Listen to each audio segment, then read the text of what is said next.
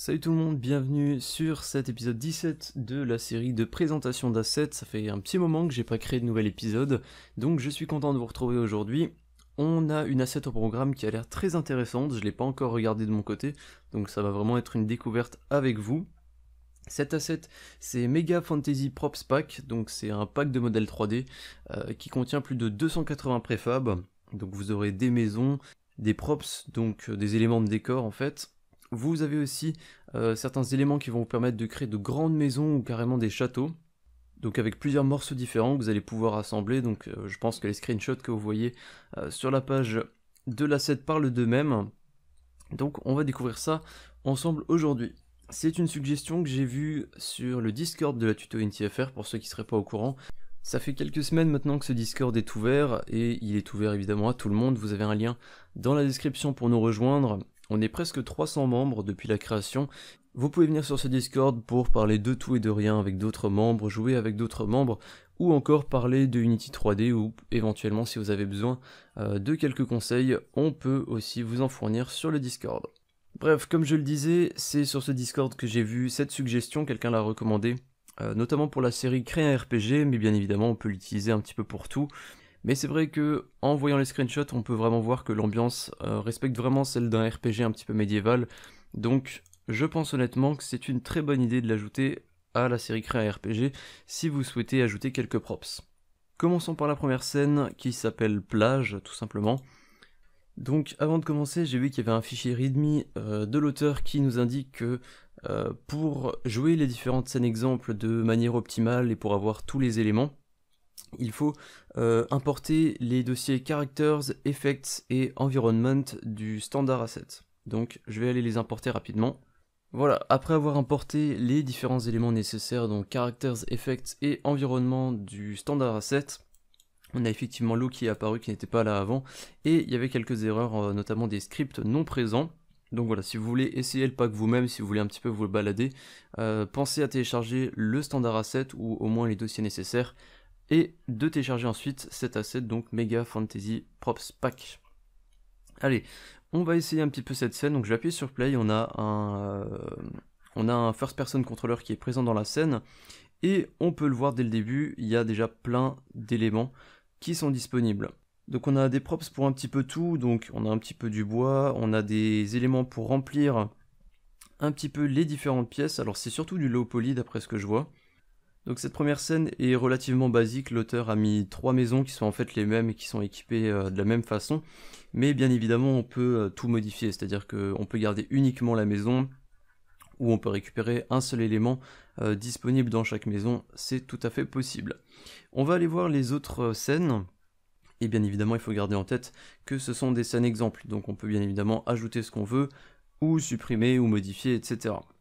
Je pense que le meilleur moyen de se faire vraiment une avis sur cet asset, c'est de l'essayer soi-même, mais pour vous éviter de la télécharger, et pour vous éviter d'être éventuellement déçu si jamais c'est pas vraiment le style que vous recherchiez, je vais quand même me balader, donc comme je l'ai dit, dans les différentes scènes. Là on peut voir que le château n'est pas décoré, il n'y a pas de props à l'intérieur, mais le but c'est de vous montrer en fait les différents éléments que vous allez pouvoir réutiliser pour créer éventuellement un château plus grand. Donc je vais m'expliquer. Vous voyez par exemple ce mur d'enceinte à l'avant, si je clique ici, eh bien je peux sortir ce morceau de mur. Donc vous voyez que c'est carrément une préfab, Stone Wall Detailed, et en fait maintenant il me suffirait de la copier-coller plusieurs fois pour faire comme dit un mur plus grand. Donc vous êtes vraiment libre à ce niveau-là. Chaque partie par exemple de cette scène, chaque élément est en fait découpé en plusieurs sous-éléments. Donc ce château ici, il est fait de plusieurs sous-éléments. Par exemple, vous voyez que les tours en fait, ce sont pas 4 cylindres, ce sont carrément des morceaux de cylindres qui ont été mis ensemble et donc qui ont permis de faire ces différentes choses. On va aller dans la scène courtyard maintenant, donc ce qui a l'air d'être une sorte de petite propriété. Je pense que ça va être une des meilleures scènes exemples parce qu'ici on a vraiment plein de props différents. Donc vous voyez on a différentes caisses, on a des bouteilles, des gobelets. Je comprends totalement pourquoi la personne qui en a un petit peu parlé sur le Discord l'a recommandé pour la série Créer un RPG.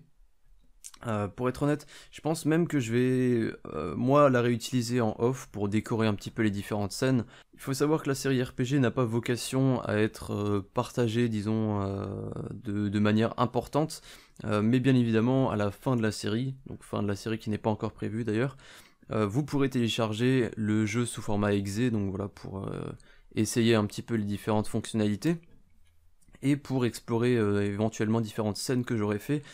Je pense que ça peut aussi être un très bon pack pour faire éventuellement un timelapse, parce qu'il y a énormément de choses, comme dit, on peut faire des châteaux, on peut faire des villages, on peut meubler tout ça, meubler tous les différents endroits à l'intérieur comme à l'extérieur. Donc pourquoi pas refaire comme je l'avais fait pour la série FPS, où j'avais créé en fait, de base tout était fait dans un endroit de test, comme actuellement pour la série RPG, et vers la fin j'avais fait un timelapse de la création d'un monde, donc plutôt une zone industrielle pour le FPS, et ça pourrait être sympa de faire une sorte de village avec un château, etc. pour la série RPG, donc voilà. Ça peut être un petit spoiler pour une future vidéo, peut-être un timelapse à venir avec ce pack là. Allez, on va passer à la prochaine scène, donc House on Night, donc ce qui semblerait être cette fois-ci une scène de nuit. Alors je vois qu'il y a pas mal de lumières qui ont été ajoutées. Alors j'ai pas bake les différentes scènes, je sais pas si c'est fait de base, il me semble pas, donc c'est possible que ce que vous voyez à l'écran ne représente peut-être pas la qualité finale, donc ça peut être beaucoup mieux à mon avis, étant donné que j'ai pas retravaillé les différentes lumières, il faudrait vraiment essayer de votre côté. Et étant donné que YouTube n'est pas très fan des vidéos avec une faible luminosité, je pense que vous voyez pas grand chose, donc on va juste sauter cette scène et on va aller à la dernière qui s'appelle White Room. En fait, une White Room, donc c'est le nom de la scène, c'est en quelque sorte pour mettre en valeur les différents objets et les différents éléments. Alors du coup, je sais pas si toutes les préfabs sont présentes ici, je pense qu'il y a une bonne partie en tout cas. Comme je l'ai déjà dit un petit peu plus tôt, dans cette série présentation d'assets, c'est assez difficile en fait de présenter des modèles 3D, parce qu'il n'y a pas vraiment de système à présenter, c'est vraiment juste à regarder et à voir si éventuellement vous pourriez intégrer ce pack dans l'un de vos projets, et si tout simplement il vous plaît quoi. Donc je pense que le mieux, étant donné qu'on a pas mal d'éléments, comme vous pouvez le voir ici, qui permettent de créer des châteaux, de créer des maisons et ce genre de choses, je pense que je vais faire une petite coupure, et je vais en fait en off créer soit une maison, soit un château, enfin voilà, une petite scène très rapidement. Comme je l'ai dit, il y a des chances que je fasse un nouveau timelapse avec ce pack. Donc ça va pas être quelque chose de très détaillé, mais c'est simplement pour vous montrer un petit peu ce qu'on peut faire avec ce pack.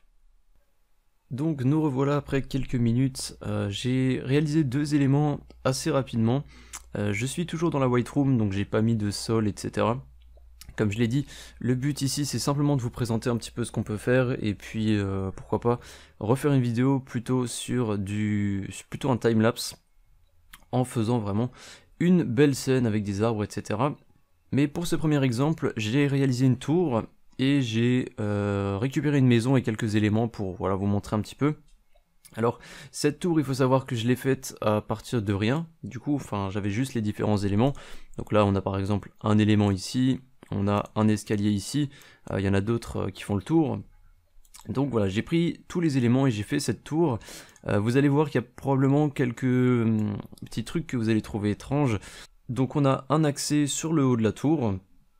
Vous voyez que là on a le premier en quelque sorte problème, c'est que on a des tournants comme ça qui sont soit grands, donc on a des grands formats que vous voyez d'ailleurs ici, et on a des petits formats ici. Le truc c'est qu'on n'a pas vraiment d'endroits qui sont coupés en quelque sorte droits. Donc par exemple ici, j'aurais pu réutiliser 4 fois cet élément ici, mais du coup ça aurait fait bizarre, il y aurait eu une marche à sauter une fois qu'on arriverait en haut des escaliers. Donc j'ai utilisé cet élément qui est en fait le même, mais tout simplement en cassé. Donc ce qui permet en fait d'avoir ce petit espace d'ouverture, mais forcément c'est pas coupé tout droit. Donc c'est peut-être pas ce qu'il y a de mieux, mais voilà, j'ai dû trouver une alternative. Aussi pour les escaliers, comme vous pouvez le voir ici, les escaliers ont en fait plusieurs dalles en dessous pour les retenir, donc logique. Le truc c'est que si on fait un escalier tout en bas, on n'a pas vraiment de problème avec ces fameuses dalles, comme vous pouvez le voir ici, sauf que si maintenant effectivement on fait en sorte que l'escalier se suive et qu'il fasse le tour d'une tour, voilà tout simplement, eh bien on a ces éléments, on a l'escalier qui vole en fait un petit peu, on n'a pas ces éléments... En fait les briques qui retiennent ces escaliers ne sont pas une préfab en eux-mêmes, ils sont vraiment attachés aux escaliers. Du coup la seule alternative que j'ai trouvée c'est de récupérer un petit mur et de le mettre à la verticale et de le mettre en dessous. D'ailleurs on peut voir ici la différence, c'est qu'ici les pierres sont à l'horizontale et ici à la verticale. Donc je trouve que c'est un détail, c'est pas très embêtant, ça peut facilement être fixé. Mais c'est un petit peu dommage qu'il manque ce genre de choses. Donc voilà pour la tour, on peut aller à l'intérieur. Alors j'ai pas décoré l'intérieur comme vous pouvez le voir, mais on a plusieurs éléments, notamment un élément avec une porte ici. Et pour la maison, alors je suis resté très léger sur la décoration pour gagner un maximum de temps. Mais voilà, on a une maison à un étage en haut, donc j'ai mis un petit peu de stockage, on a un escalier ici. On a ici une chambre avec une petite bougie, enfin voilà, c'est très rudimentaire. Mais c'est pour vous montrer les différents éléments qu'on peut réutiliser. Bien évidemment, si je vais ici, vous voyez que niveau décoration pour la maison, on est assez tranquille, il y a beaucoup de choses. Je vous invite fortement à télécharger ce pack et à l'essayer dans vos différents projets. C'est vraiment un pack de grande qualité. Je suis assez étonné que le pack soit gratuit, étant donné la qualité fournie et surtout la quantité fournie, parce qu'il y a énormément de choses. Bref, moi je vous dis à la prochaine pour d'autres vidéos. Salut tout le monde.